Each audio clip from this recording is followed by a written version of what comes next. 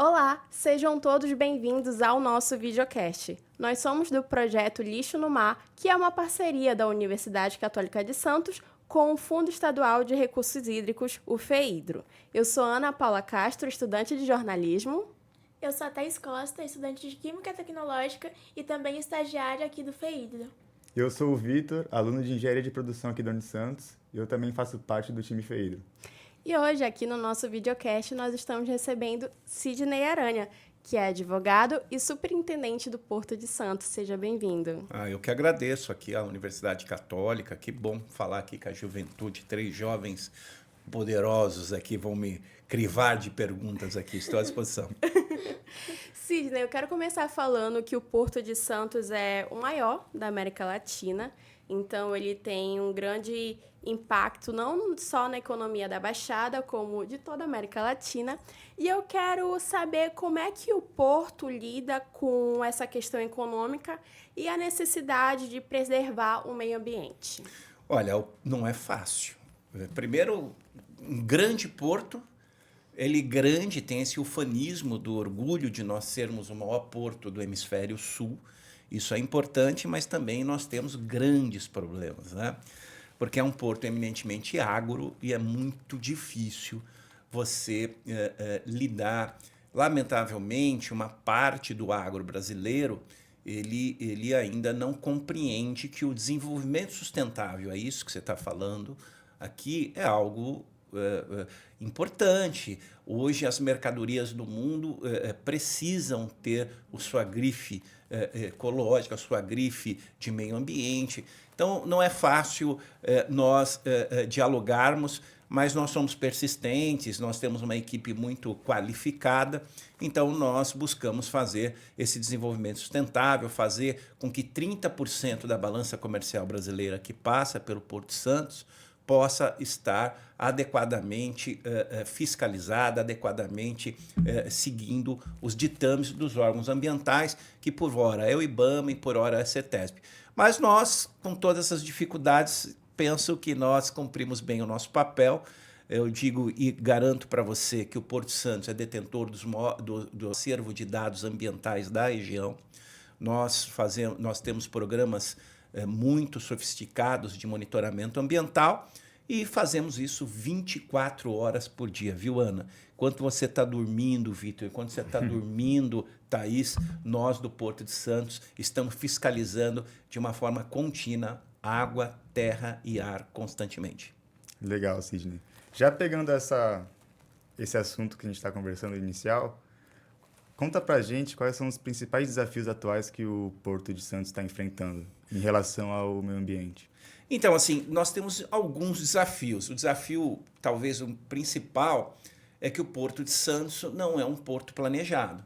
É um porto de 103 anos de existência oficial, mas extraoficialmente é um porto que, quando os portugueses aqui chegaram, já no século XVI, nós temos histórico do porto. Então, é um porto que foi crescendo e a cidade crescendo ali ao seu lado. Então, a cidade de Santos, a cidade do Guarujá acabaram abraçando o Porto de Santos. Primeiro, esse nome não é um nome inclusivo, porque o Porto de Santos não está só em Santos.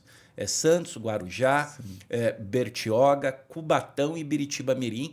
E agora, com a renovação, com a ampliação da poligonal, nós chegamos a São Vicente. Então, Vitor, veja, não é fácil. Porque eu vou dar um exemplo muito claro aqui para vocês, que o projeto de vocês fala um pouco de resíduo, seja ele sólido ou líquido, que chega no nosso canal de navegação. Por exemplo, uma oficina no centro de Santos, se porventura tem um derrame de um tambor de óleo e ir para a boca de lobo, né, a drenagem de água pluvial, vai cair aonde? Vai cair dentro do nosso estuário. E aí a equipe do Porto ela é acionada para fazer lá a limpeza daquela mancha de óleo.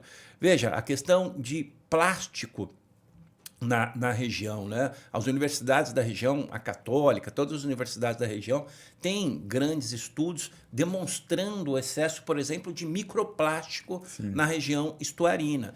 E isso, por vezes, recentemente, a CNN fez uma manchete, eu estava até em Brasília, tive que entrar, fazer ali uma entrevista rapidamente, e eles atribuíram ao porto essa questão. E a grande quantidade de microplástico que está na nossa via, na nossa avenida de exportação, que é a questão estuarina, ela é oriunda da lavagem de roupa. Não sei se vocês sabem disso.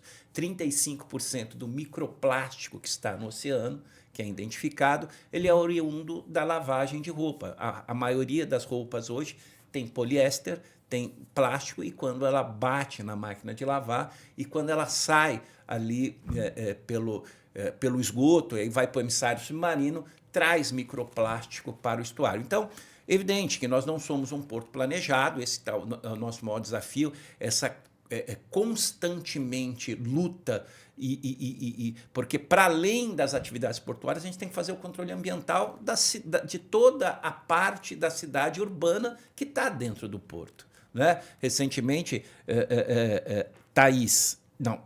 a Ana aqui, Thaís. Aí temos a Sofia, beijo, está lá assistindo a gente. Recentemente nós fizemos ali uma prévia do nosso inventário de gases de efeito estufa e nós esperávamos, Ana, que ia dar primeiro colocados navios e segundos caminhões. Né? E qual foi a nossa surpresa quando nós percebemos que os veículos que passam, veículos de passeio, que passam nas perimetrais do porto, emitem mais do que os caminhões que entram e saem do nosso porto. Né? Significa dizer que uma parte considerável da cidade ela passa todo dia por dentro do Porto de Santos. Né? Então, e aí te respondendo, Vitor, essa coisa do limite, onde começa o porto e onde termina a cidade, seja ela de Guarujá, seja ela de Santos, ela nos traz um grande problema. Né? O porto é uma cidade dentro de outras cidades. Então, nós temos problemas, por exemplo, com a fauna sinantrópica, que são animais, por exemplo, os pombos. Nós temos problema com os pets, nós temos problema com todo o conceito hoje de saúde única, que é o conceito de não só a saúde do ser humano, essa correlação doença-saúde, mas também a saúde dos animais e a saúde do meio ambiente. Então, nós temos ali um cuidado para além só da atividade portuária. Hoje, aliás, o grande mote do Porto de Santos é mais do que se preocupar com carga, é se preocupar com as pessoas que estão no entorno das cargas. E, Sidney, você citou o exemplo da oficina, né, de derramamento de óleo. Eu sou estudante de Química e eu sou técnica em meio ambiente. Então, eu conheço algumas legislações que existem e eu queria perguntar como é que o Porto lida quando acontece algum acidente com vazamento de óleo propriamente dito, ou então acidente com produtos perigosos, essas coisas que a gente sabe que infelizmente acontece às vezes. Olha, tem um livro aqui que eu estou relendo ele, eu li no meu mestrado, chama-se Sociedade de Risco e Responsabilidade Socioambiental. Esse livro ele inicia, muito interessante, eu vou já te responder, com a história das indústrias químicas no mundo, né? As grandes ocorrências, né? de acidentes seríssimos na Índia, que teve um Chernobyl e ali vai. Muito interessante esse livro, e aí eu digo para você porque, na verdade, esse livro demonstra que foi através da dor e de muita gente morrendo que nós regulamos os nossos planos de emergência, nossos planos de ajuda mútua. Então, tanto o Porto como todos os operadores têm seus planos de emergência e pronto atendimento. O Porto tem uma empresa contratada, por exemplo, essa questão da mancha de óleo identificado, rapidamente nós acionamos a empresa faz o cerco preventivo, faz ali a retirada da mancha de óleo, mas não é só o Porto de Santos.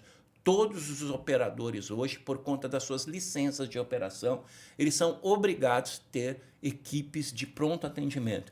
Então, como eu disse inicialmente para a Ana, não adianta nós só termos dados. Nós temos dados, programas e ações preventivas e reativas no sentido de fazer com que, e falar aqui para a população da Baixada Santista, que ela pode dormir tranquila, que nós fazemos o nosso papel. Evidente que um acidente pode acontecer, mas a probabilidade de acontecer hoje é muito menor do que outrora. A ciência vai avançando, os conceitos de meio ambiente seguro vão avançando e nós sempre na vanguarda disso, o Porto de Santos. Respondi? Com certeza. Obrigado. Sidney, anteriormente você falou sobre resíduos sólidos. Sim. No Porto de Santos, atualmente, existe algum gerenciamento desses resíduos? Sim, existe o gerenciamento dos operadores que não são disciplinados. A Thais acabou de falar de legislação pela 12.305, que é a Política Nacional de Resíduos Sólidos, e também nós temos tratados internacionais, que eu trouxe até aqui anotadinho para vocês, que o Brasil é signatário, né, de tratados internacionais, um tratado internacional da Marpol em 73, o Brasil internalizou isso em 98, ele internalizou isso. Depois você vai ter a Lei de Resíduos e de Poluição Marítima, a 9.960, de 2000. Depois você vai ter a Anvisa, de 2023, e você vai ter a normativa ANTAQ, porque nós somos regulamentados pela Agência Nacional de Transporte Aquaviário. Então, assim, todos os operadores têm que fazer gestão de seus resíduos, eles mensalmente reportam para nós o que eles fazem com o resíduo e todos os navios são absolutamente monitorados. Quando eles encostam aqui, eles têm que reportar à autoridade portuária a quantidade de resíduos que eles tiram, como eles tiram, o que eles tiraram, não só o que eles tiraram, aonde esse resíduo é destinado. E tem, para deixar vocês um pouco mais tranquilos, um cuidado ultra especial para os cruzeiros. Nós vamos começar agora a temporada de cruzeiro.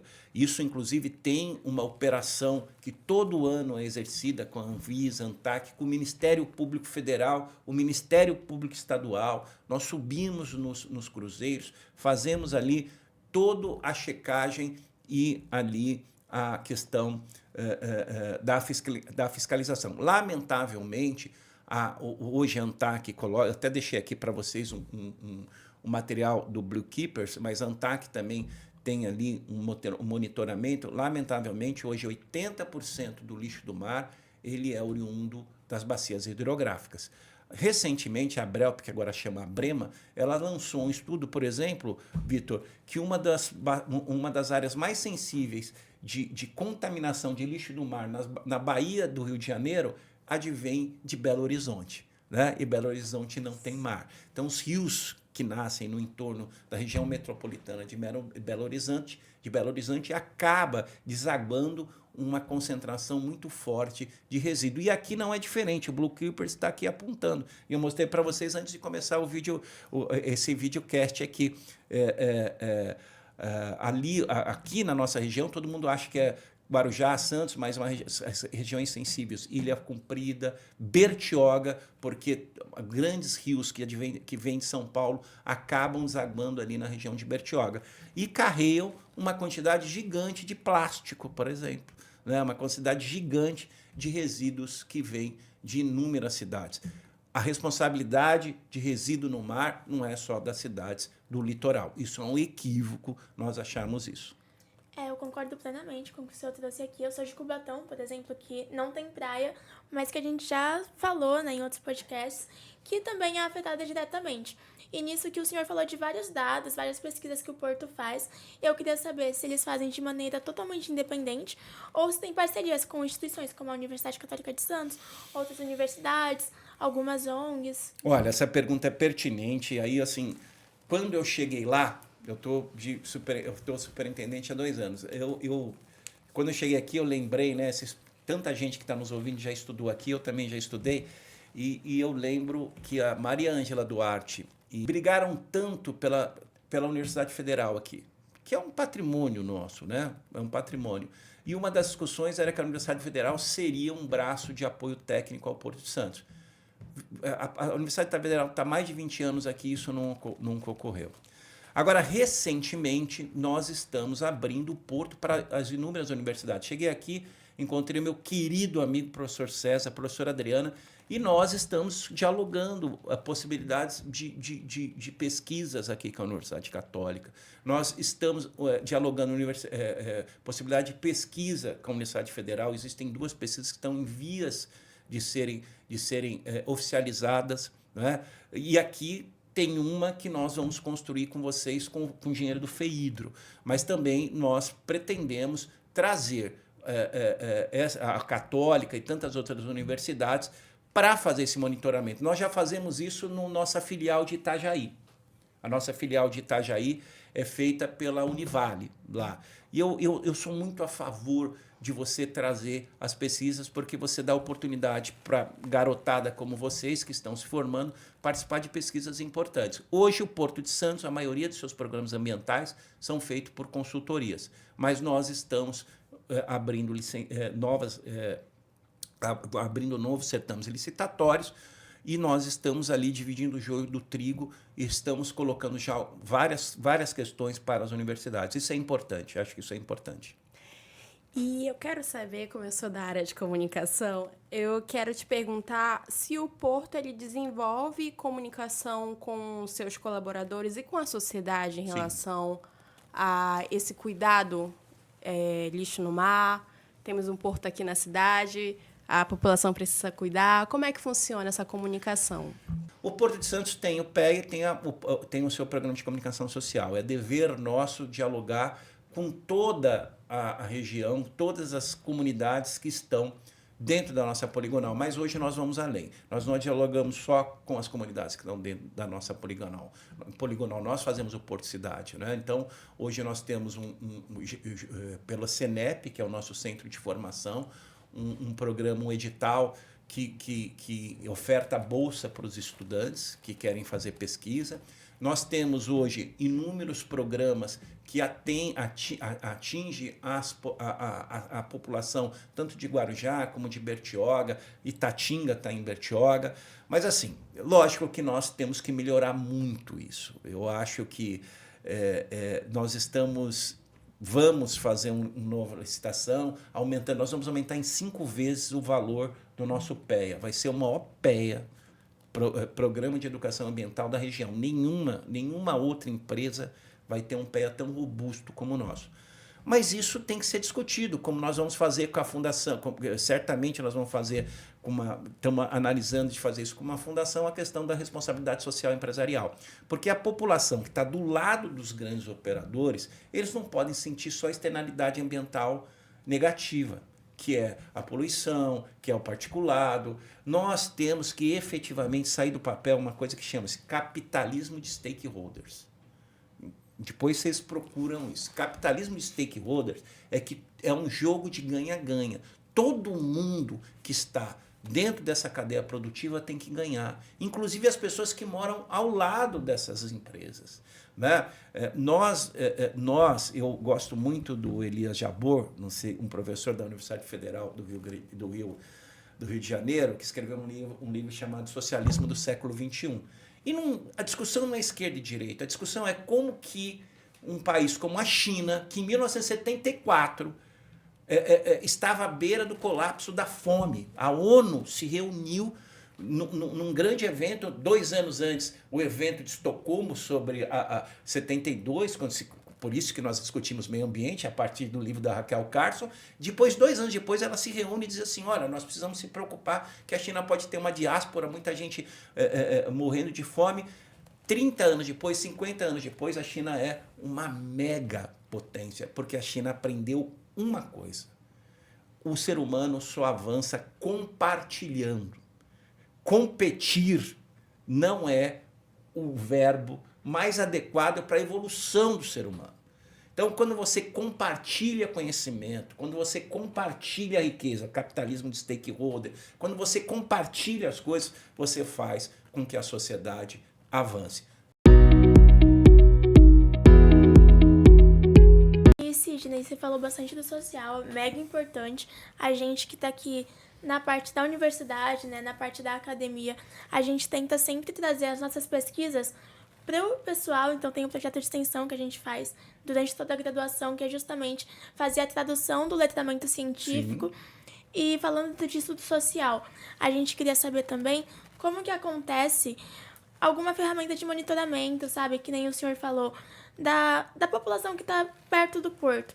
Então, assim, se tem monitoramento dos estuários, da região que fica perto do porto ali, como que acontece essa fiscalização de o que está acontecendo ali nos arredores? Então, por exemplo, agora nós temos fiscalização 24 horas por dia dos particulados.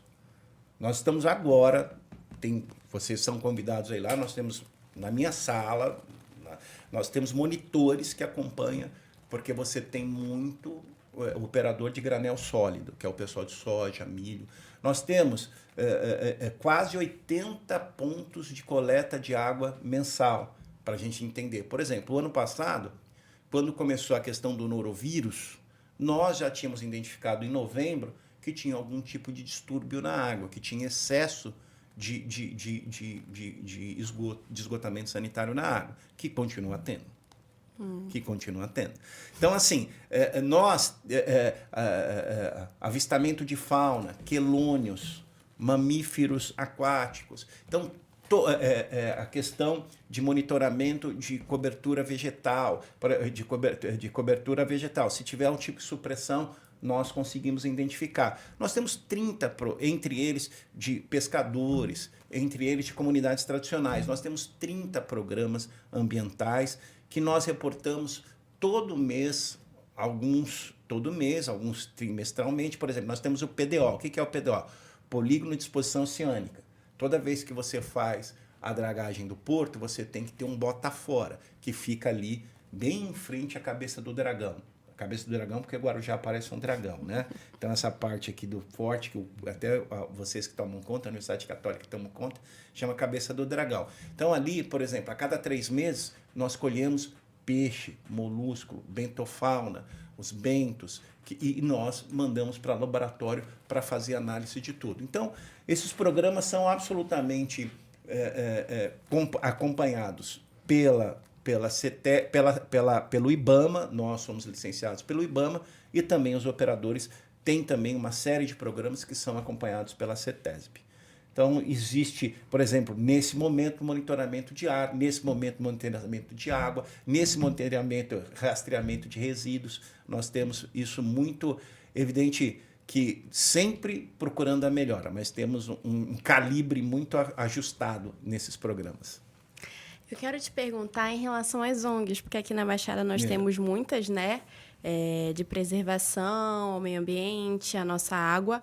E o Porto tem parceria com ONG? Nós temos edital, abriu agora dia 1º de outubro, são 2 editais por ano, que eu não sei qual é a quantidade de recursos, talvez agora acho que seja 5 ou 6 milhões, que nós delineamos os eixos daquilo que nós entendemos necessário, isso é um ato da diretoria que nós entendemos necessários, que faz parte do nosso Porto Cidade. E aí, essas ONGs apresentam os projetos e são escolhidos ou não. Por exemplo, nós temos ONG que faz, para além do PMP, vocês sabem o que é o PMP, né? O Programa de Monitoramento de Praia, que são pagos pela compensação ambiental da Bacia de Petróleos da Petrobras. Para além disso, que todas as cidades têm, Poiatos esteve aqui, de Bertioga, ele tem, nós também fazemos aporte de recursos em ONGs que cuidam de animais, que resgatam animais marinhos.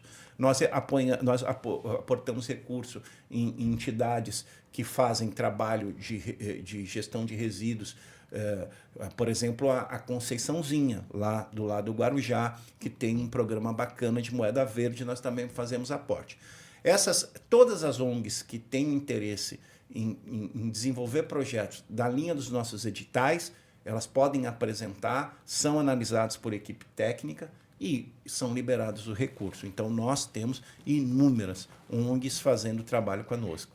E pretendemos fazer isso maior, pretendemos aumentar isso cada vez mais. A Universidade Federal de São Paulo está fazendo um programa, vai entrar com uma pesquisa específica para os pescadores, porque nós entendemos que nós temos que entender isso.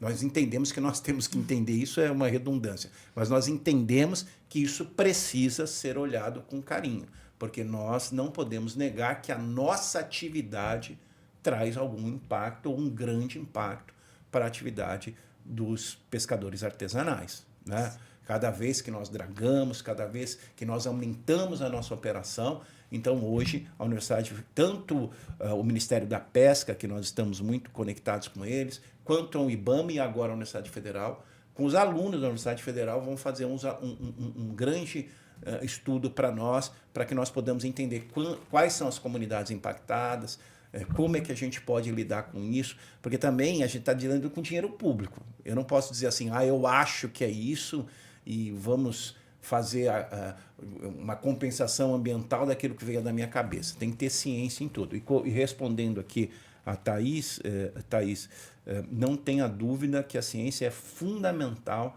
para a gestão. A ciência traz dados para que a gente possa tomar a decisão correta.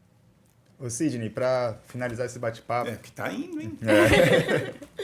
Para finalizar esse bate-papo, eu quero fazer a última pergunta para você, referente... A gente já sabe que o Porto de Santos, em questão de produtividade e movimentação, ele é um grande exemplo aqui no Brasil, para os outros portos. Falando sobre o meio ambiente, quais são os pontos que o Porto de Santos serve de exemplo para os outros portos do Brasil? Primeiro, a equipe altamente qualificada. Você tem funcionário de carreira lá, o concurso no Porto é muito difícil. Você tem uma equipe... O maior ativo do Porto, hoje eu falo com muito orgulho, o maior ativo que nós temos lá é a nossa equipe. O Porto de Santos não é navio entrando e saindo, são pessoas que todo dia vão trabalhar e colocam parte da sua vida ali, analisando o programa ambiental. Aliás, tem um livro muito bacana que vocês deveriam ler também, da Ana Bavon, chama-se Corporações Radicalmente Humanas. Nenhuma corporação do mundo funciona se não tiver funcionário empenhado, motivado. Então, acho que o Porto, hoje, o maior ativo nosso é a nossa equipe altamente qualificada. Agora, lógico que nós temos que fazer alguns ajustes. Assim, o Porto de Santos fazer aqui algo que a gente discute, né? O Porto de Santos tem que evoluir, tem que ter uma diretoria de meio ambiente. Não tem, né? Hoje, você vê, eu sou superintendente. O meio ambiente, no dia a dia, quando vocês forem trabalhar, vocês vão ver que o meio ambiente, você que é engenheiro de produção, o meio ambiente ele não pode estar abaixo, por exemplo, ele não pode estar abaixo daquele que quer produzir ou daquele que quer construir. Porque em alguns momentos a proteção ambiental vai frear a produção ou vai frear aquele que quer construir. Não frear do ponto de vista de obstáculo, porque desenvolvimento sustentado não pode ser um oxímoro. Ele não pode ser palavras que se anulam. Então, veja, em algum momento o meio ambiente vai dar algum tipo de direcionamento que pode encarecer a produção ou que pode encarecer a obra. Isso ainda é muito difícil, lembra que eu comecei dizendo que nós estamos no Porto Agro? É muito difícil você fazer o cara que exporta, que o cara que só pensa em número, ele entender que ele tem que cumprir algumas regras ambientais, porque essas regras ambientais vão evitar que a externalidade ambiental negativa recaia sobre o menos privilegiado, sobre o pobre, aquilo que nós estamos falando de racismo ambiental, desigualdade social ambiental, né? As pessoas não podem experimentar a pujança do Porto de Santos só através do particulado, através da poluição, através da fuligem do caminhão. Isso está errado.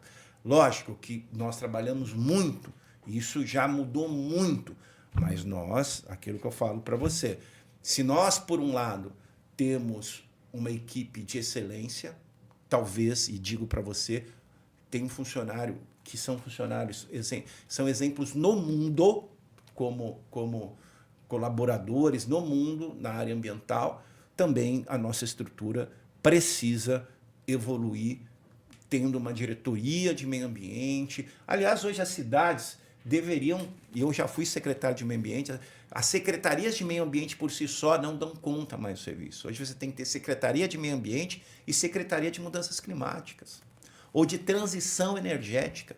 Eu fui concluindo, hein?